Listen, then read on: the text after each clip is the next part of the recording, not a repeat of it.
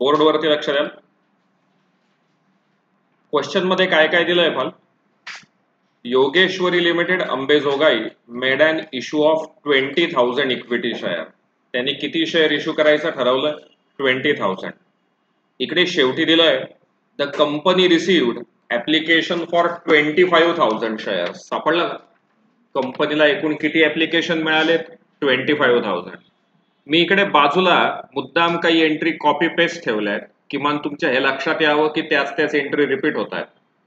आता एकूण किती ऍप्लिकेशन रिसीव्ह झालेत? 25,000. इकडे या लाईनला एका ऍप्लिकेशनला किती रुपये कॉल केल्याचं दिसतंय? 5 रुपये. मग 25,000 इंटू 5 म्हणजे अमाऊंट येईल 1,25,000. त्याचं डेबिट तेवढंच क्रेडिट. नॅरेशन चेंज होईल. इकडे नॅरेशन मध्ये आपल्याला लिहायचंय बिंग 25,000 ऍप्लिकेशन रिसीव्ह. कन्सेप्ट कळाली का? आपल्याला किती शेअर इश्यू करायचे? 20,000. म्हणजे कॅपिटलला अमाऊंट ट्रान्सफर करताना ही 20,000 नुसार ट्रान्सफर करावी लागेल. मग 20,000 इंटू 5 म्हणून इकडे अमाऊंट येणार आहे 1 लाख आणि इकडे क्रेडिट पण 1 लाखचं. नॅरेशन चेंज होईल being application money on 20,000 shares transfer to capital. काही डाऊट? याच्यानंतर अलॉटमेंट ड्यू करायचा आहे. इकडे क्वेश्चन मध्ये अलॉटमेंटला किती रुपये ड्यू दाखवलेत? 10 रुपये. मग 20,000 इंटू 10 म्हणजे अमाऊंट येणार 2 लाख आणि इकडे पण येणार 2 लाख. तुम्ही एक ऑब्झर्व करताय का? मी या एंट्री मुद्दाम ऍज इट इज ठेवल्या आहेत की तुमच्या हे लक्षात यावं की ऍप्लिकेशन म्हटलं की याच 2 एंट्री, अलॉटमेंट म्हटलं की हीच एंट्री. बेसिक पार्ट मध्ये एवढंच आहे. उद्यापासून आपण याच्यामध्ये प्रीमियम आणि बाकीच्या गोष्टी ऍड करत जाऊ. पण हा जो बेसिक पार्ट आहे, या बेसिक एंट्री आहेत, या एवढ्याच राहणार आहेत हे लक्षात ठेवायला. याच्यामध्ये अजिबात बदल नाही होणार. जसं आपण काल आणि आज कॉल्स इन एरियर्स घेतलाय.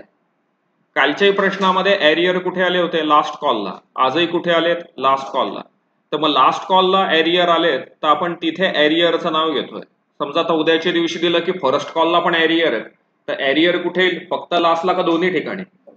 थोडक्यात तुमच्या डोक्यात हे घुसलं पाहिजे की एरियर आलं की ऑलवेज त्याला डेबिट द्यायचंय आणि बाकीच्या एंट्रींचा सिक्वेन्स पण तोच ठेवायचा आहे. नक्की ना?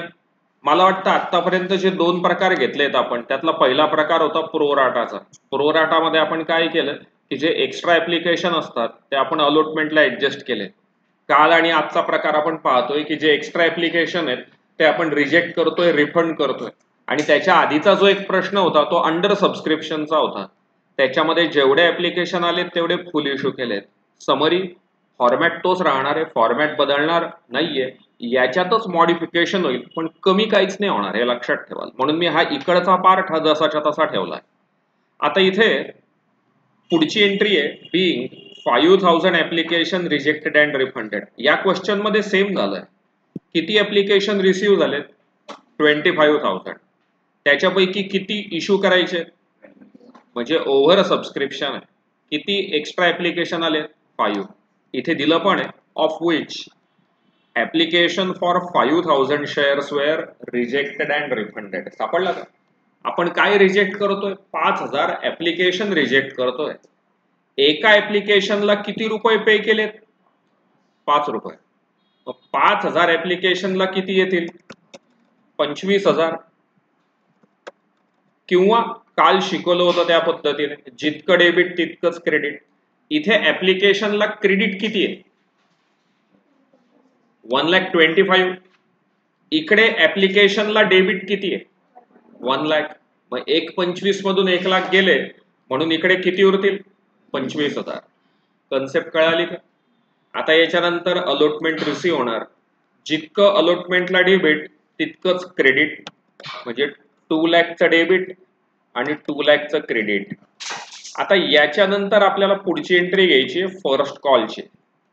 इकडे क्वेश्चन मध्ये फर्स्ट कॉलला ड्यू किती रुपये? 3. आपण किती शेअर इश्यू केले? 20,000. मग 20,000 गुणिले 3 60,000 आणि 60,000. नॅरेशन चेंज करायचंय being first call due at ₹3 per share. Concept लक्षात आली? क्वेश्चन मध्ये काय दिलं इथे लास्ट लाईनला, all the share holder paid up to second and final call except Dhiraj the allottee of 200 share. धीरजकडे किती शेअर आहेत? 200. Fail to pay the final call, त्याने फक्त कुठले पैसे नाही दिले? फायनल कॉलचे. म्हणजे फर्स्ट कॉलला त्याने आपल्याला सगळे पैसे पेड केले होते. आपण फर्स्ट कॉलला इतक्या ड्यू किती रुपये केला? 60. तर आता रिसीव्ह पण किती होईल? 60. जितका ड्यू केला तितकाच रिसीव्ह झाला. इकडे क्वेश्चन मध्ये सेकंड कॉलला ड्यू किती रुपये दाखवला? 2. मग 20,000 इंटू 2 म्हणजे अमाऊंट किती आली? 40,000. 40,000. नॅरेशन चेंज करून घेऊ. being second and final call due at ₹2 per share. मित्र आणि मैत्रिणींनो, तुमच्या एक लक्षात येत आहे का? मी आज मुद्दाम हा इकडचा जो कॉलम आहे पर्टिक्युलर जिकडे जर्नल एंट्री लिहिलाय तो मी मागच्याच प्रश्नातला कॉपी पेस्ट घेतला, म्हणजे किमान हे डोक्यात घुसावं की एंट्रीचा सिक्वेन्स कधीही बदलत नाही. आणि या चॅप्टरला मुद्दाम आधीचे सगळे प्रश्न मी बोर्डाला आलेलेच घेतोय, टेक्स्टबुक मधले तर पाहिजे बाकी आहेत. थोडक्यात मला हेच शिकवायचं आहे की फॉर्मॅट बदलणार नाहीये, सगळ्यात सोपं चॅप्टर हेच असणार आहे, हे लक्षात राहू द्या. 9-10 एंट्री आहेत, लर्न करा, पैकीच्या पैकी मार्क मिळतील. आता याच्यानंतर लास्ट एंट्री आपल्याला घ्यायची आहे रिसीव्हची.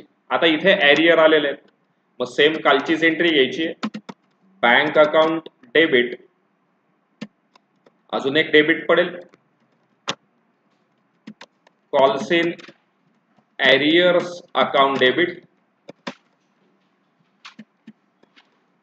पुढे क्रेडिट येईल to equity share second call account, to equity share second call account. आपण इकडे वरती सेकंड कॉलला किती रुपये ड्यू केले? 40. मग आता क्रेडिट पण कितीचं? 40,000. तो जो पर्सन होता धीरज, इथे दिलंय पाल धीरज, द अलोटी ऑफ किती शेअर? 200. त्याच्याकडे किती शेअर आहेत? 200. त्याने मात्र पैसे नाही दिले. आपण एका सेकंड कॉलला किती रुपये ड्यू केले? 2. मग 200 शेअर वरती त्याने आपले किती रुपये बुडवलेत? 400. म्हणजे उरलेले आपल्याला मिळाले 39,600. Narration being second call received, second call received except on 200 shares. Concept कळाली का रे? नक्की 100%. आज एक थोडासा एक्स्ट्राचा पार्ट घेऊया. बरं, हे बेस तर कळालाय ना इतका? मला असं सांगाल की जो पर्सन आपले पैसे देणार नाहीत त्याच्या विरुद्ध कंपनी काय कारवाई करेल? तुम्ही काय कराल?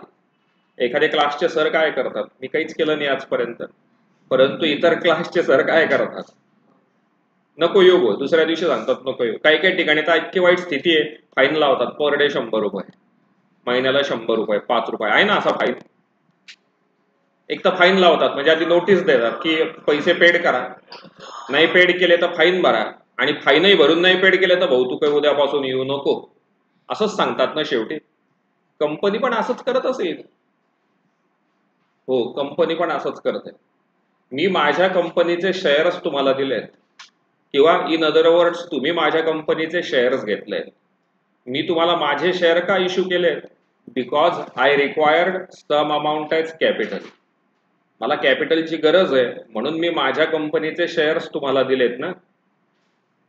म्हणजे मलाच गरज आहे आणि तरी पण तुम्ही पैसे देत नाहीत, तर मग तुम्हाला तो शेअर देऊन काही फायदा आहे का मला? मग मी तुमचे शेअर काय करतो? फॉरफिट करतो, जप्त करतो, रद्द करतो, आणि मग तुमचे फॉरफिट केलेले शेअर मी दुसऱ्या पर्सनला विकून टाकतो. शेवटी मला पैसे पाहिजेत ना. तुमच्या नावावरती ठेवून काही उपयोग नाही ना. ही सीट तुम्हाला द्यायची आणि तुम्ही मला फीच नाही दिली, तर त्या सीटवरती जो मला फी देणारा स्टुडंट आहे त्याला तरी बसवता येईल ना. सेम कंपनी लॉजिक लावते की मी तुम्हाला शेअर दिले आणि तुम्ही मला जर शेअरची अमाऊंटच पेड करत नसाल तर त्याला अर्थ नाही ना काही. म्हणजे हा जो धीरज आहे, या धीरजने आता शेअरचे पैसे दिले नाही, तर याच्यानंतर कंपनी काय करेल? कंपनी त्याला एक नोटीस देईल की भाऊ तू पैसे दिले नाही, महिन्याभराच्या आत पैसे दे. आणि पैसे देताना नुसते नको देऊ, त्याच्यावरती फाईन पण दे, इंटरेस्ट दे. त्याच्यावरती कंपनी काय चार्ज करते? इंटरेस्ट चार्ज करते एक्स्ट्रा. आणि मग त्याने तरी पण पैसे नाही दिले तर मग कंपनी त्याचे शेअर काय करते? फॉरफिट करते, जप्त करून टाकते, रद्द करते. आणि मग त्याचे फॉरफिट केलेले शेअर आहेत, लास्ट बेंच शिकवतोय, मग नंतर तुम्ही म्हणतात सर कन्सेप्ट नाही कळाली. मी 12वीच शिकवतोय आता. आणि मग कंपनी काय करते? ते फॉरफिट केलेले शेअर आहेत ते दुसऱ्या कोणाला तरी इश्यू करते. आता आपण जेव्हा दुसऱ्या कोणाला तरी शेअर इश्यू करतो ते साध्या सोप्या शब्दात सेकंड हँड झाले का? तुमचं लॉजिक तुम्हाला काय सांगतं? ते सेकंड हँड शेअर कसे इश्यू केले जाऊ शकतात? ऍट प्रीमियम, ऍट पार का ऍट डिस्काउंट? ऍट डिस्काउंट, बरोबर ना? मग ते समोरचे शेअर आपल्याला ऍट डिस्काउंट द्यावे लागतात, ऍज फुल्ली पेडअप. वाक्य लक्षात घ्या, as fully paid up. As fully paid up म्हणजे काय? तुमच्यापैकी पण काही माझे जावई आहेत. जावई आहेत म्हणजे मला सांगतात सर घ्या ना थोडीशी फी कमी. ओके चल, थोडी फी कमी तुझ्याकडनं. मग जी आपली 7,000 आहे ती तुम्ही मला देतातच 5,000. म्हणजे मग मी तुमच्याकडनं 2,000 घ्यायचे का ती 5,000 ऍज फुल्ली पेडअप झाली? फुल्ली पेडअप का ऍज फुल्ली पेडअप आहे? ऍज फुल्ली पेडअप आहे. ऍज फुल्ली पेडअपचा अर्थ कळाला का? समजून घ्या तुम्ही आता. हे फुल्ली पेडअप झालं याचा अर्थ 2,000 रुपये माझं एक प्रकारचं नुकसानच आहे का नाही? हो, कंपनीतही असंच होतं. 100चा शेअर कंपनी 90 रुपयाला इश्यू करते ऍज फुल्ली पेडअप. पण मग अरे तुम्ही जे आजपर्यंत पेमेंट केलंय ते काय? ते रिटर्न भेटतं का ते जप्त होतं? ते जप्त करते कंपनी. म्हणजे आता या धीरजने कुठे पैसे बुडवले? सेकंड कॉलला बुडवलेत ना. याचा अर्थ त्याने ऍप्लिकेशनचे, अलॉटमेंटचे आणि फर्स्ट कॉलचे इतके त्याने पेमेंट केलेलं होतं का?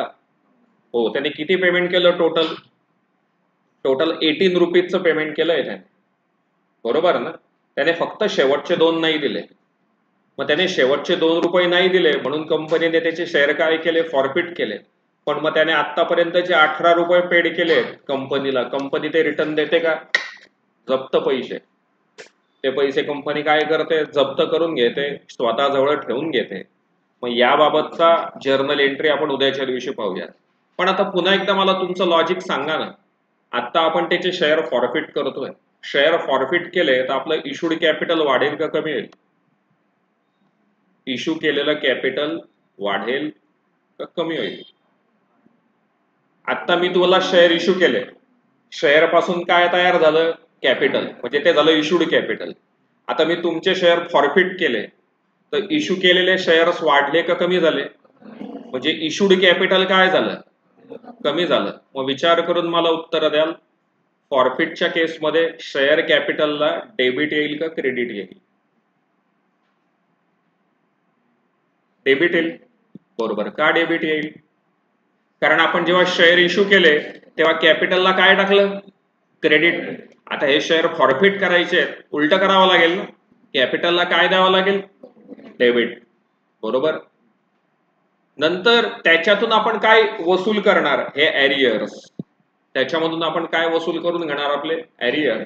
आणि उरलेली अमाऊंट आपण काय करणार? फॉरफिट करणार. हा पार्ट आणि प्रीमियम वगैरे तो पार्ट आता उद्यापासून सुरुवात करूया. पण किमान बेसिक फंडा तर लक्षात आलाय नक्की? काही डाऊट? थांबूयात, भेटू उद्या. उद्यापासून थोडी वेळ पण वाढवूयात, कारण उद्यापासून प्रश्न थोडे मोठे मोठे असतील.